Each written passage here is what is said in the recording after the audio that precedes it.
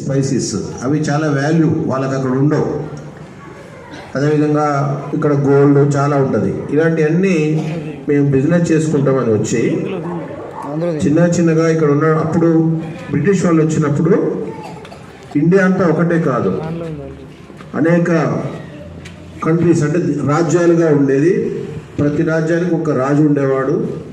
మన హైదరాబాద్ అయితే నిజాం నవాబ్ ఉండేవాడు. ఇలా ఉన్నప్పుడు వాళ్ళు ఏం చేస్తారంటే వచ్చి ఒక రాజుకు ఇంకొక రాజుకు మధ్యన ఏదో ఒక యుద్ధం, ఏదో ఒక గొడవ పెట్టేసి ఫస్ట్ ఒకవైపు ఉండేవాళ్ళు, వాళ్ళకు సపోర్ట్ చేస్తూ వాళ్ళు గెలిచిన తర్వాత మళ్ళీ ఇంకొకరి వైపు కూడా ఉండి వీళ్ళని ఓడించేవాళ్ళు. ఇలా క్రమక్రమంగా ఇండియా మొత్తాన్ని ఇక్కడ ఉన్నటువంటి అందరు రాజులను ఓడించి అప్పట్లో పాకిస్తాన్ కూడా మన ఇండియాలో ఒక భాగమే.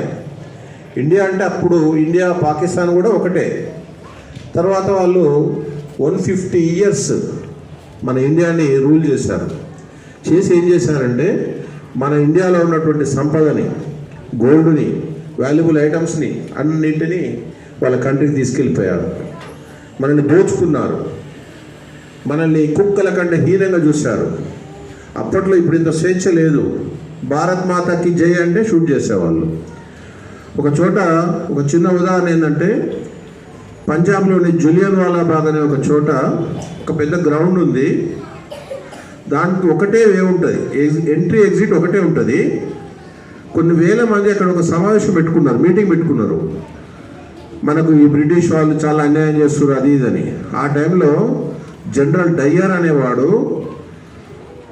గన్స్ తోటి, పోలీస్ ఫోర్స్ తోటి వచ్చి ఆ ఎంట్రన్స్ ఒకటే ఉంది కదా, అక్కడి నుంచి అక్కడున్న వాళ్ళందరి మీద ఫైరింగ్ చేసిండు.